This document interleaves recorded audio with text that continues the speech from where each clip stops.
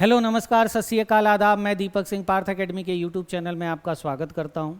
हम पढ़ रहे हैं हिंदी और हिंदी में भी हम पढ़ रहे हैं क्या, वर्णमाला। वर्णमाला की ये तीसरी क्लास है। उम्मीद करता हूं कि ये चैप्टर आपको अच्छे से समझ में आ रहा होगा। और ये जो चैप्टर है आपके MPPSC, UPPCS, Bihar PSC, MPSI, UPSI, Bihar SI, UP TET, Bihar TET, MP पटवारी और भी बहुत सारे एग्जामों के लिए ये चैप्टर प्लस ये सब्जेक्ट बहुत ही इंपॉर्टेंट है। और हिंदी हम आदि से अंत तक पढ़ रहे हैं। लास्ट क्लासेस में हमने वर्णों की संख्या, वर्णमाला क्या होते हैं, भाषा की इकाई क्या होती है, स्वर कितने प्रकार के होते हैं, किस तरीके से हमने उसको विस्तृत अध्ययन किया था। व्यंजनों की संख्या हमने देखी थी। द्विगुण व्यंजन कौन कौन से होते हैं ये भी हमने देखा। मूल स्वर, मूल दीर्घ स्वर, ये पूरा हमने अच्छे से पढ़ा हुआ है। आज जो हम पढ़ने वाले हैं व्यंजन पढ़ने वाले हैं। आज हम क्या पढ़ने वाले हैं, व्यंजन। तो व्यंजन क्या होता है, तो जो वे वर्ण या जो स्वर की सहायता से बोले और लिखे जाते हैं उन्हें ही हम क्या कहते हैं, व्यंजन कहते हैं। यहां पे एक चीज और याद रखना कि शुद्ध व्यंजन क्या होता है, जिसके नीचे क्या लगी हो, हलंत लगी हो। क्या लगी हो, हलंत।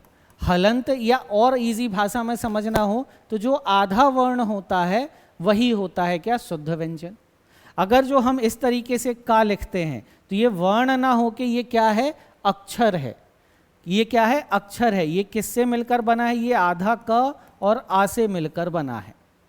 आई बात समझ में, क्लियर है। तो शुद्ध व्यंजन कौन, जिसके नीचे क्या लगी हो, हलंत या आधा वर्ण। और ये कॉन्सेप्ट बहुत अच्छे से समझिएगा, संधि में हमारे बहुत काम आने वाला है। आई बात समझ में, क्लियर है। व्यंजन की डेफिनेशन क्लियर है, ठीक। अब हम बात करते हैं व्यंजन की श्रेणियां। अब हम बात करते हैं क्या, व्यंजन की श्रेणियां। तो व्यंजन की श्रेणियां कितनी होती हैं, व्यंजन की श्रेणियां कितनी होती है। यहां पे देखिएगा, मैं प्रकार अभी बात नहीं कर रहा हूं, क्या बात कर रहा हूं, श्रेणियां। तो व्यंजन की जो श्रेणियां होती हैं वो कितनी होती हैं, 3 प्रकार की होती हैं। व्यंजन की श्रेणियां कितनी प्रकार की होती हैं, 3 प्रकार की होती हैं। अब कौन कौन सी होती है तो देखेंगे, ये का से लेके मा तक, ये का से लेके मा तक ये कहलाते हैं क्या, स्पर्शी व्यंजन। ये क्या कहलाते हैं, स्पर्शी व्यंजन। अब स्पर्शी व्यंजन कैसे, तो यहां पे जैसे अगर बात करें वाग यंत्र, वाग यंत्र समझते हैं क्या होता है, वाग यंत्र।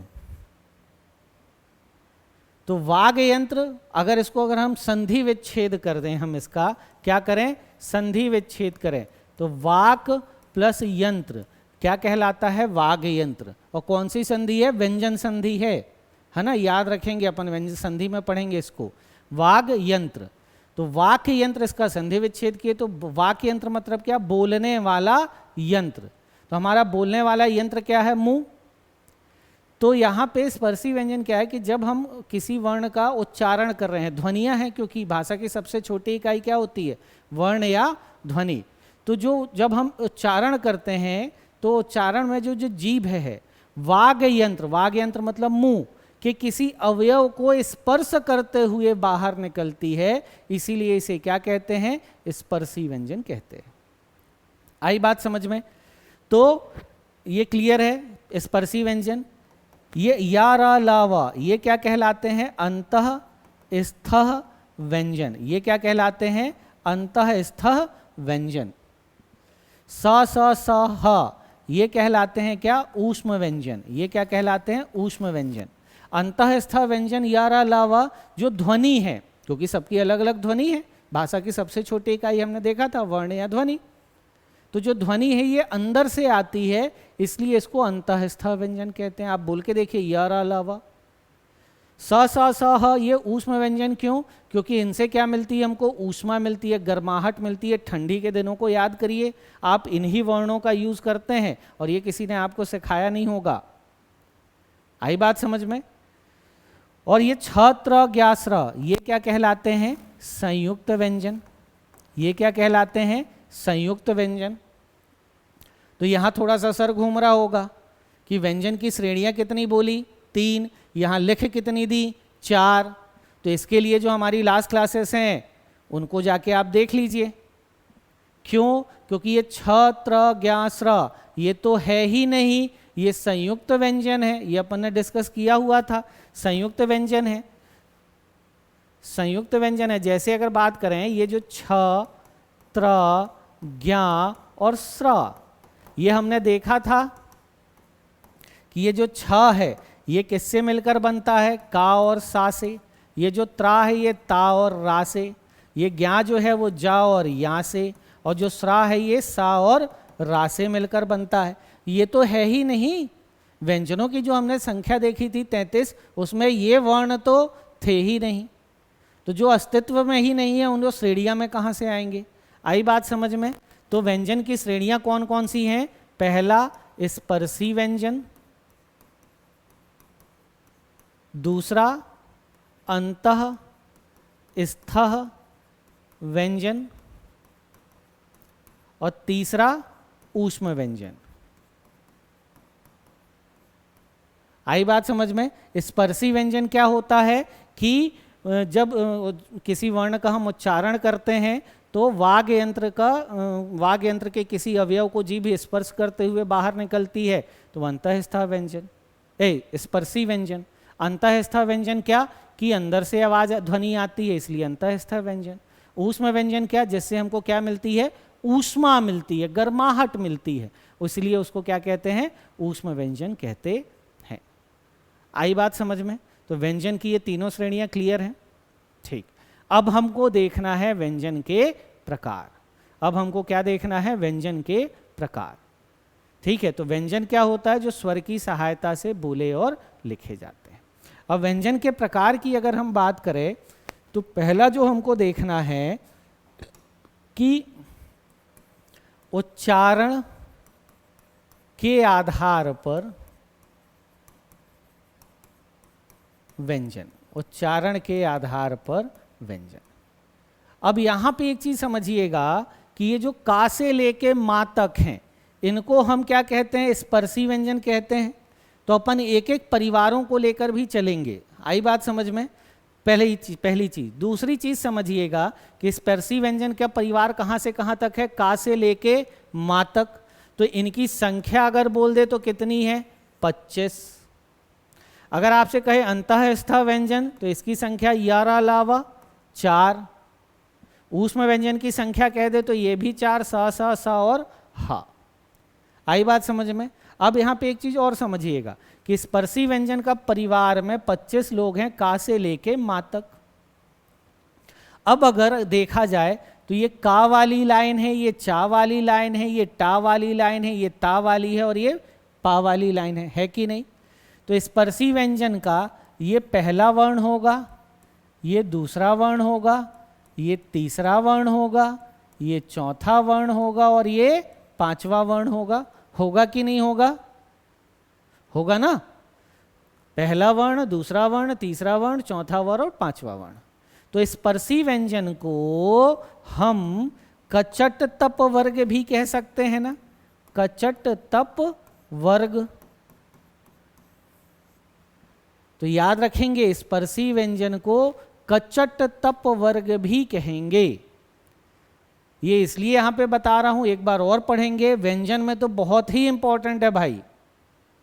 ठीक है, तो स्पर्शी व्यंजन को ही हम कचट तप वर्ग भी कह सकते हैं। और कचट तप वर्ग का पहला वर्ण क, च, ट, त, प ही है।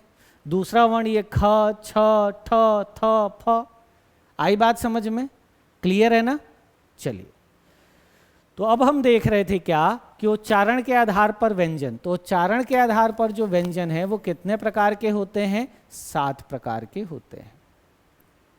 और बहुत अच्छी चीज बताने वाला हूं तो ध्यान से समझिएगा। ठीक है, उच्चारण के आधार पर व्यंजन कितने प्रकार के होते हैं? 7। अब कौन कौन से हैं तो वो देखते हैं। पहला है अपना कंठ, दूसरा तालु, तीसरा मूर्धा, नेक्स्ट दंत, नेक्स्ट ओष्ठ, नेक्स्ट दंतोष्ठ, और लास्ट है अपना वर्तस्य। लास्ट है क्या अपना वर्तस्य। सबसे पहले दोस्तों नाम याद रखना बहुत जरूरी है। कंठ, तालु, मूर्धा, दंत, ओष्ठ। आई बात समझ में? दंतोष्ठ, वर्तस्य। अब यहां पे अपन एक एक परिवार को लेकर चलेंगे, ठीक है? तो एक एक परिवार को लेकर चलेंगे। तो यहां पे अगर हम देख पा रहे हैं का से लेके मां तक एक ही परिवार के हैं। वाग यंत्र समझ में आया था? वाग यंत्र मतलब मुंह। भाषा की सबसे छोटी इकाई क्या? वर्ण। ठीक है भाई, ध्वनि भी है क्योंकि अब उच्चारण हम देख रहे हैं। अब बोलने वाला यंत्र हमारा क्या है? मुंह है। मतलब जो ध्वनि है वो कहीं ना कहीं तो आ रही होगी सबसे पहले। जैसे मैं अभी आपसे बोल रहा हूँ, आप सुन रहे हैं, तो ये जो ध्वनि है ओठ के थ्रू बाहर निकल रही है, तो कहीं ना कहीं पहले ये ध्वनि आ रही होगी। तो ये ध्वनि सबसे पहले कहाँ आ रही है? कंठ। कहाँ आ रही है? कंठ। फिर देखिए क्या? तालु। अब ये तालु नहीं समझ में आ रहा होगा, तो जीभ जहाँ रखी रहती है उसे ही क्या कहते हैं? तालु। जरा इसको बोलिए, ट। बोलिए जरा, ट। तो जहां ट मतलब जीभ ने जिसको टच किया उसे ही हम क्या कहते हैं? मूर्धा। क्या कहते हैं? मूर्धा कहते हैं। फिर दंत, फिर ओष्ठ। समझ में आ रहा है कि सबसे पहले ध्वनि कहाँ आ रही है? कंठ, फिर तालु, फिर मूर्धा, फिर दंत, फिर ओष्ठ। एक क्रम से है ना? ऐसा तो नहीं कि दंत पे कंठ के पहले है, नहीं है ना? और जिसका होगा भैया भगवान ही जाने फिर, है ना? तो सबसे पहले ध्वनि कहाँ आ रही है? कंठ, फिर तालु, फिर मूर्धा, फिर दंत, फिर ओष्ठ। अगर ये क्लियर है तो यहां पे 5 अपने क्लियर हो गए। कैसे? देखिए, इनका उच्चारण स्थान कंठ। किसका? क, ख, ग, घ, अंगा। स्पर्शी व्यंजन की भी बात कर रहे हैं हम, है ना? च, छ, ज, झ, इया, ये तालु, ये मूर्धा, ये दंत, और ये ओष्ठ। त, थ, द, ध, न ओष्ठ, प, फ, ब, भ दंत, और प, फ, ब, भ, म ये क्या है? ओष्ठ। अब अगर दिमाग में आ रहा होगा कि सर सभी को कंठ क्यों नहीं? क्योंकि बिना कंठ के तो बोल ही नहीं पाएंगे। तो स्पर्शी व्यंजन था, वाग यंत्र के किसी अवयव को स्पर्श करते हुए निकल रही है।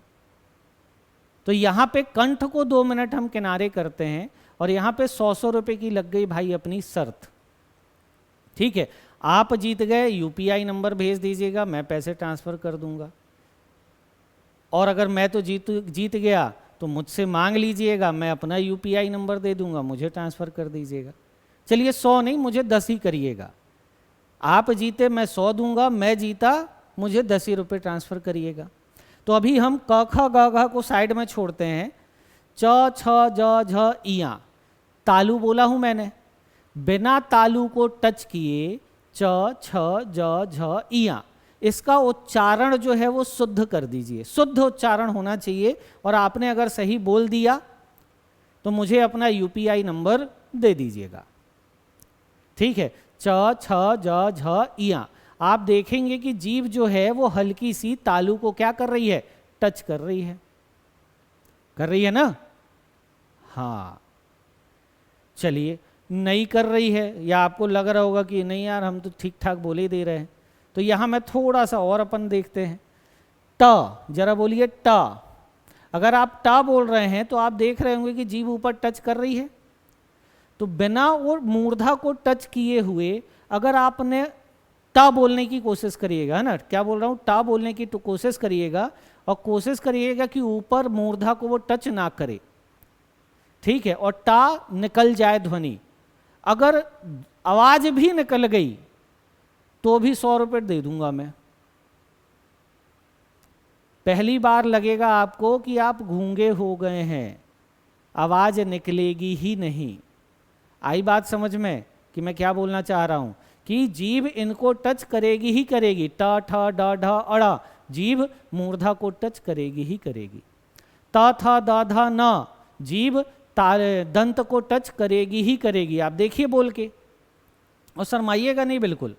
त थ द ध न, आप देखिए प फ ब भ म, ओठ एक दूसरे को टच कर ही रहे हैं, बिना टच किए बोल के दिखा दो पाप। आई बात समझ में? क्लियर है? तो कंठ में कौन कौन से हैं?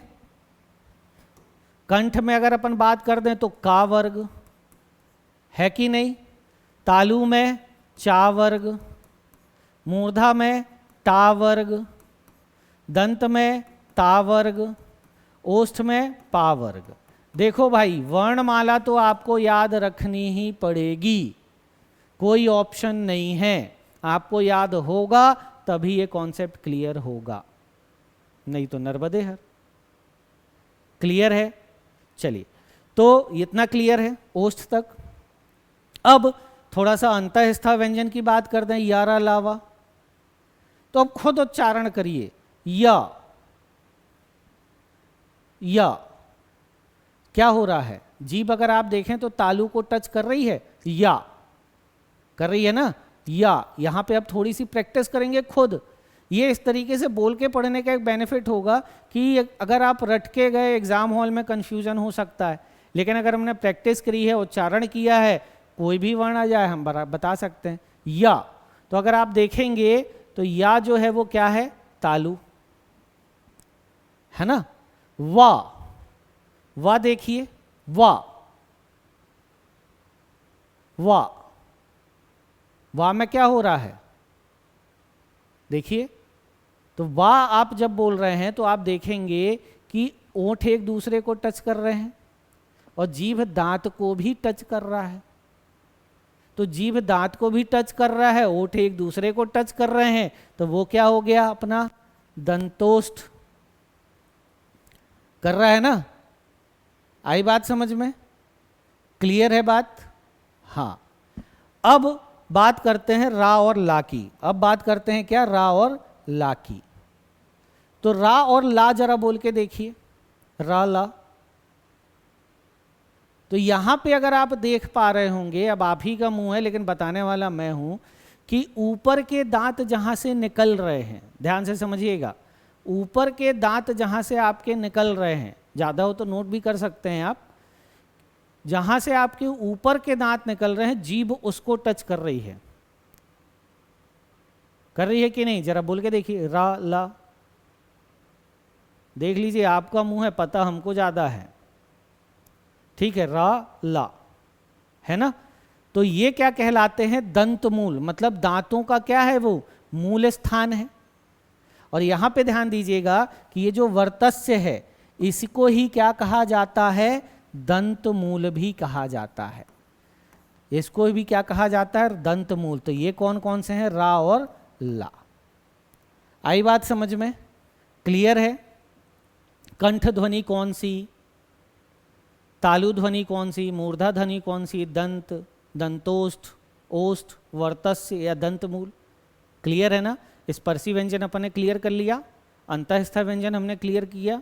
समझ में आ रहा है?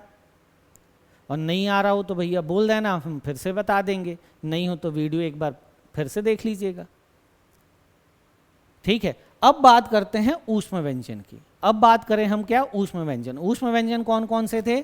सा, सा, सा और हा।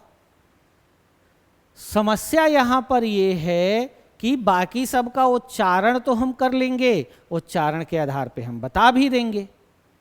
समस्या किसकी है? सा, सा, सा की, कि ये सा को कैसे बोलें।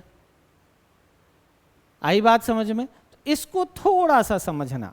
थोड़े से समझने के लिए क्या करिएगा कि मैं यहीं पे लिख रहा हूं कि आप पहले क्या लिख लो? हा, फिर लिखो बाकी वैसे ही सा, स और सा। ये इस तरीके से आप लिख लेना। पहले बस याद रखना कि किसको लिख देना है? हाँ को, उसके बाद तीनों सा क्रम से। और फिर हमने जो ध्वनि देखी थी, ध्वनि सबसे पहले कहाँ आती है? कंठ, फिर तालु, फिर मूर्धा, फिर दंत और फिर ओष्ठ। यही देखा था अपन ने, कंठ, तालु, मूर्धा, दंत और ओष्ठ, यही था। तो बस देख लेना है, वही क्रम में सीधे सीधे आ जाना है। कंठ, तालु, मूर्धा, दंत, बस हो गया। आई बात समझ में? क्लियर है बात? ठीक। तो कंठ में है कौन? हा। तालु में कौन सा है? सा सलजम का। मूर्धा में कौन सा है? सा षटकोण का। और दंत में कौन सा है? सा सपेरे का। क्लियर है बात? इतनी क्लियर है?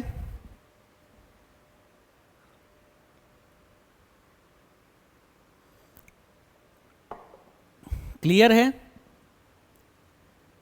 क्लियर है ना? चलिए, तो अब बढ़ते हैं अपन आगे। तो क्लियर है इतना? अब यहां पे जैसे हमने स्वरों का भी पढ़ा था, तो यहां पे स्वरों का भी थोड़ा सा देख लें आप, उच्चारण स्थान,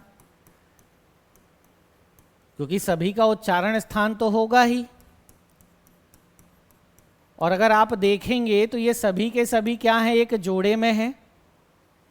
और अब थोड़ा सा, हाँ, इसको कंठ क्यों कहे? अगर ये हो रहा होगा कि सर क ख ग घ अंगा, इनको कंठ क्यों कहा, तो आप जरा बोलिए क।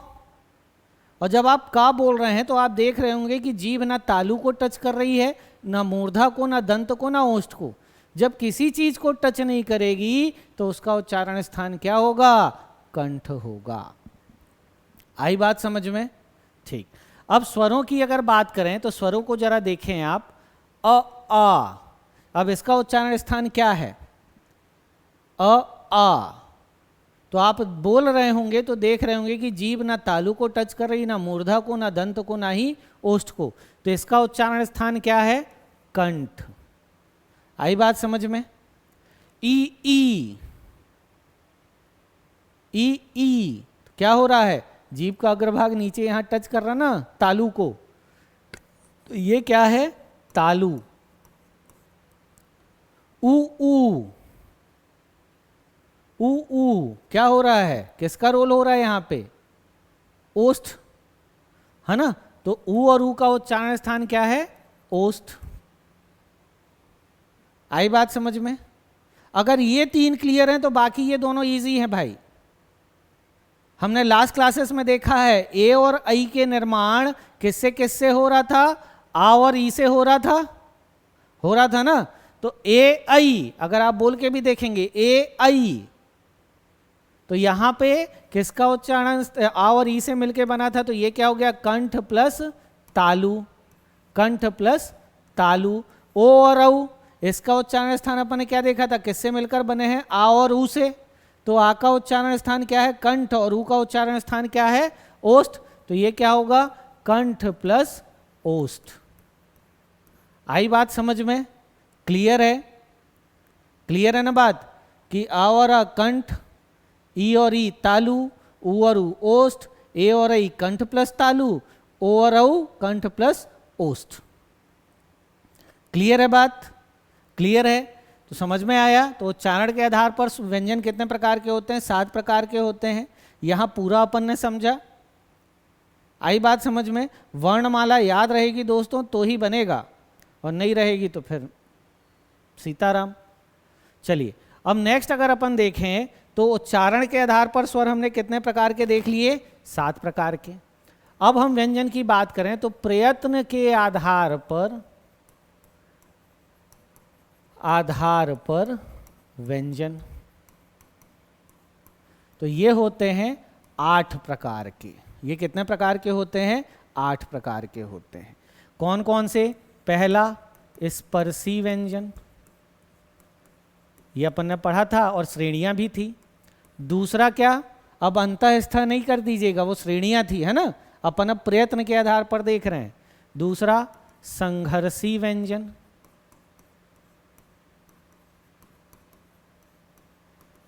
तीसरा स्पर्श संघर्षी व्यंजन,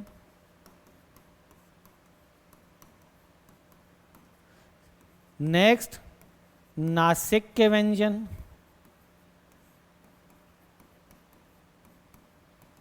नेक्स्ट लुंठित व्यंजन।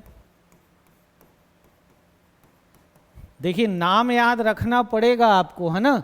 कोई ऑप्शन नहीं है। नेक्स्ट पार्श्विक व्यंजन,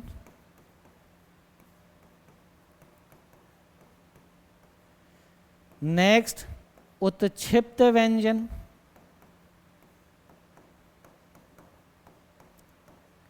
और लास्ट अर्ध स्वर। अर्ध स्वर। आई बात समझ में? तो ये प्रयत्न के आधार पर व्यंजन कितने प्रकार के होते हैं? 8। सबसे पहला काम जो है आपको नाम याद रखना है, ठीक है। स्पर्शी व्यंजन, संघर्षी व्यंजन, स्पर्श संघर्षी व्यंजन, नासिक्य व्यंजन, लुंठित व्यंजन, पार्श्विक व्यंजन, उत्क्षिप्त व्यंजन और अर्ध स्वर। तो स्पर्शी व्यंजन अपन ने देखा, ठीक है। ज़्यादा और डेफिनेशन हो तो आप लिख लीजिएगा।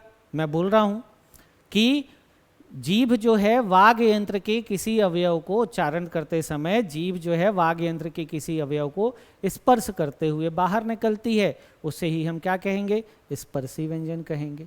और ये कहाँ से कहाँ तक देखा था हमने? का से लेके मा तक।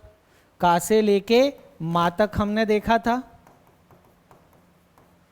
ठीक है। का से लेके मा तक देखा था। तो स्पर्शी व्यंजन कहाँ से कहाँ तक है? का से लेकर मा तक, का से मा तक। और अगर बात कर दें संख्या, तो इनकी संख्या अपन ने देखी है ऑलरेडी, 25। अब बात करते हैं संघर्षी व्यंजन। तो संघर्षी व्यंजन क्या होती है कि जिन व्यंजनों के उच्चारण में कुछ घर्षण के साथ, क्या बोल रहा है? घर्षण के साथ जब वो निकलती है तो उसे हम क्या कहते हैं? संघर्षी व्यंजन कहते हैं। तो अब संघर्षी व्यंजन कौन से होंगे? जिसमें घर्षण होगा। देखिए यहां पे और बताइए। तो यहां पे थोड़ा सा समझिएगा, घर्षण होगा तो क्या मिलेगी? ऊष्मा। घर्षण मिलेगी तो क्या मिलेगी अपन को? ऊष्मा मिलेगी, गर्माहट। तो याद रखना कि ऊष्म व्यंजन ही संघर्षी व्यंजन है। आई बात समझ में? ऊष्म व्यंजन ही संघर्षी व्यंजन है। तो वो कौन कौन से हैं? स, स, स और हा। आई बात समझ में? क्लियर है? क्लियर है यहां तक? स्पर्शी व्यंजन, संघर्षी व्यंजन। अब नेक्स्ट क्या कहता है? स्पर्श संघर्षी व्यंजन। तो यहां पे थोड़ा सा लॉजिक लगाइएगा कि स्पर्शी व्यंजन कहां से कहां तक देखा हमने? का से लेके मा तक। संघर्षी व्यंजन कौन कौन से हैं? सा, सा, सा और हा, है ना? यही है ना? अब बोल रहा है स्पर्श संघर्षी व्यंजन, तो मतलब स्पर्शी व्यंजन ही होगा जिसमें घर्षण होगा। आई बात समझ में? तो कौन कौन से होंगे? च खुद भी हो, देखिएगा, हालांकि मैं बता रहा हूं। च, छ, ज, झ, इया, ये स्पर्शी व्यंजन भी है। और स्पर्श संघर्षी की अगर अपन डेफिनेशन देखें कि जो कुछ घर्षण के साथ ध्वनि निकलती है। आई बात समझ में? तो वो कौन कौन सा है? इसको अपन चा वर्ग कह सकते हैं, या च, छ, ज, झ, इया। आई बात समझ में? क्लियर है? क्लियर है बात? ठीक। नेक्स्ट है अपना क्या? नासिक्य व्यंजन, मतलब नासिक्य का यूज होगा।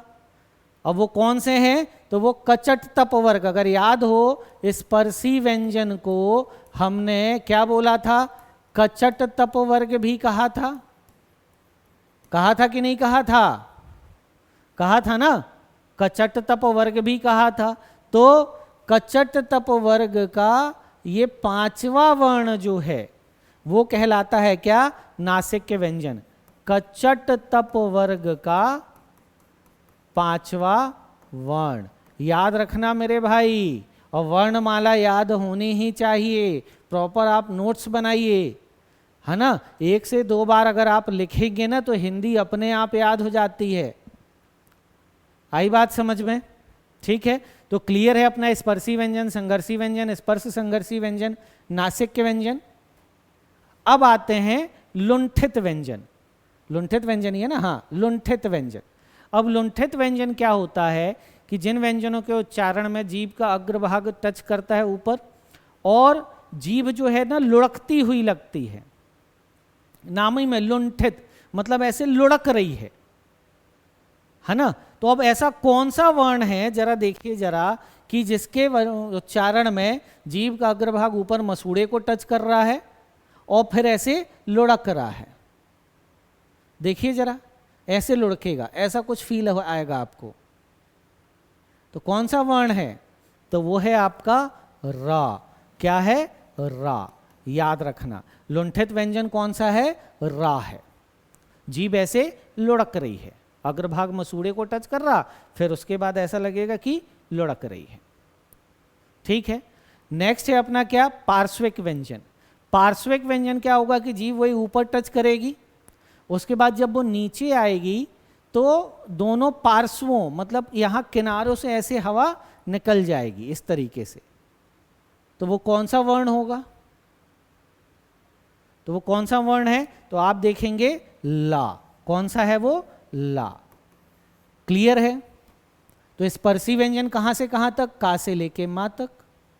संघर्षी व्यंजन बार बार बोलिए, स स स और हा, ऊष्म व्यंजन ही संघर्षी व्यंजन है। स्पर्श संघर्षी व्यंजन च छ ज झ इया। नासिक्य व्यंजन कचटतप वर्ग का 5वां वर्ण। देखिए यहां ये क्लियर है ना, तो कई सारे क्वेश्चन यहां से निकल सकते हैं। आपसे एक सिंपल सा यहां पे क्वेश्चन पूछ ले कि ऐसा कौन सा व्यंजन है या कौन सा वर्ण है जो स्पर्शी व्यंजन भी है। समझिएगा सवाल क्या बोल रहा हूं। ऐसा कौन सा व्यंजन है जो स्पर्शी व्यंजन भी है, स्पर्श संघर्षी व्यंजन भी है और नासिक्य व्यंजन भी है। आई बात समझ में। सवाल क्या पूछा कि ऐसा कौन सा व्यंजन है जो स्पर्शी व्यंजन भी है, स्पर्श संघर्षी व्यंजन भी है और नासिक्य व्यंजन भी है। अगर ये आपका कॉन्सेप्ट क्लियर है तो ही ये क्वेश्चन आप बना पाओगे। और ये जो मैंने क्वेश्चन पूछा ये अभी तक मैंने कहीं देखा नहीं है और आपने भी नहीं देखा होगा। ये समझ लीजिए कि अभी इजाद हुआ है। आई बात समझ में। तो वो कौन सा है, इया। कौन सा, क्या कौन सा व्यंजन है वो, इया। आई बात समझ में। चलिए, लुंठित व्यंजन लुढ़कती हुई लगती है, रा। पार्श्विक व्यंजन दोनों पार्श्वों से निकल जाती है, ला। उत्क्षिप्त व्यंजन, अब उत्क्षिप्त व्यंजन की अगर हम बात करें तो यहां पे जीभ की नोक झटके से नीचे गिरेगी, झटके से नीचे गिरती है। अब यहां पे झटके से मतलब आप कितना भी स्लो बोल लो, कितना भी, आपने वहां ऊपर टच हुआ उसके बाद जीभ जो है धड़ाम से नीचे गिरेगी, आप चाहे कुछ भी कर लो। तो कौन सा ऐसा व्यंजन है, देखिए जरा कौन सा है। तो आप देखेंगे किसी को भी अगर आप देखेंगे तो उसमें आराम से हो जाएगा, लेकिन आप जरा बोल के देखिए डा और ढा। आप जल्दी बोले चाहे स्लो बोले, ऊपर टच होके आपने डा बोलने की कोशिश की, बीच में जीभ रुकेगी नहीं भाई मेरे। ड ढ ड ढ, आप कितना भी कोशिश कर लो, जीभ की नोक वहां ऊपर टच होने के बाद अगर आप ड और ढ का उच्चारण कर रहे हैं तो जीभ की नोक झटके से ही नीचे गिरेगी। ठीक है, आई बात समझ में। और जब वर्णमाला की हम जो पहली क्लास देखे थे तो उसमें हमने द्विगुण व्यंजन भी पढ़ा था ना। तो अगर याद रखना हो तो ऐसे भी कर सकते हैं कि द्विगुण व्यंजन ही उत्क्षिप्त व्यंजन है। डेफिनेशन क्या होगी कि जीभ जो है ऊपर टच करती है और झटके से क्या होगी, नीचे गिरेगी, उसको ही हम क्या कहेंगे, उत्क्षिप्त व्यंजन कहेंगे। और वो कौन कौन से हैं, डा और ढा है। कौन कौन से हैं, डा और ढा। आई बात समझ में, क्लियर है, डा और ढा। अर्धस्वर, अर्धस्वर, अब अर्धस्वर की बात करें तो अर्धस्वर मैंने बताया था कि शुद्ध व्यंजन क्या होता है, जिसके नीचे क्या लगी हो, हलंत, ये देखा था अपन ने। और उच्चारण में भी अगर देखें तो आ का साउंड आ रहा था, इसीलिए वो शुद्ध व्यंजन है। शुद्ध व्यंजन नहीं, शुद्ध व्यंजन जिसमें हलंत लगी हो या आधा वर्ण। और जो हम लिखते हैं, जो व्यंजन की डेफिनेशन है, जो स्वर के सहारे बोले जाते हैं, और लिखे जाते हैं, मतलब उच्चारण करते हैं हम, तो कहीं ना कहीं आ का साउंड आता है। लेकिन जब हम आधा वर्ण बोलते हैं तो आ का साउंड नहीं आता। लेकिन ये व्यंजन में दो ऐसे वर्ण हैं कि आप इनको आधा ही क्यों ना बोलो, ये आ का साउंड, कौन सा साउंड, ये आ का साउंड आएगा ही आएगा, ठीक है। और उसको हम स्वर में तो रख नहीं सकते क्योंकि वो तो व्यंजन है, ठीक है। लेकिन वो आ का साउंड आता है, ध्वनि आती है, इसीलिए उसको अर्ध स्वर की श्रेणी में रखा गया है। आई बात समझ में? तो वो कौन कौन से हैं, या और वा, कौन कौन से हैं, या और वा। आप बोल के देख लो, यहां भी लग गई शर्त 100 की, है ना, कि आप आधा वर्ण भी बोल उच्चारण करने की कोशिश करोगे, आ का साउंड आएगा ही आएगा। आई बात समझ में? क्लियर है? क्लियर है ना? तो व्यंजन हमने देखा, व्यंजन की डेफिनेशन हमने देखी ना, व्यंजन की श्रेणियां हमने देखी, कौन कौन से थे, स्पर्शी व्यंजन, अपना अंतःस्थ व्यंजन, ऊष्म व्यंजन, ठीक है। वाग्य यंत्र, ये हमने उच्चारण के आधार पर व्यंजन देखे 7 प्रकार के, कंठ, तालु, मूर्धा, दंत, ओष्ठ, दंतोष्ठ और वर्तस्य। वर्तस्य को ही क्या कहा जाता है, दंतमूल कहा जाता है। फिर हमने देखा था क्या, इनका उच्चारण, स्वरों का उच्चारण स्थान हमने देख लिया कहाँ से कहाँ तक है। उसके बाद हमने क्या देखा कि प्रयत्न के आधार पर व्यंजन कितने प्रकार के होते हैं, तो 8। नाम अच्छे से याद रखना दोस्तों, डेफिनेशन वगैरह सब कुछ बता रहा हूँ, ठीक है। तो कितने प्रकार के देखे हमने, 8। स्पर्शी व्यंजन, संघर्षी व्यंजन, स्पर्श संघर्षी व्यंजन, नासिक्य व्यंजन, लुंठित व्यंजन, पार्श्विक व्यंजन, उत्क्षिप्त व्यंजन और अर्धस्वर। क्लियर है? उम्मीद कर रहा हूं कि आपको समझ में आ रहा होगा, ठीक है। मिलते हैं हम नेक्स्ट क्लास में। जय हिंद।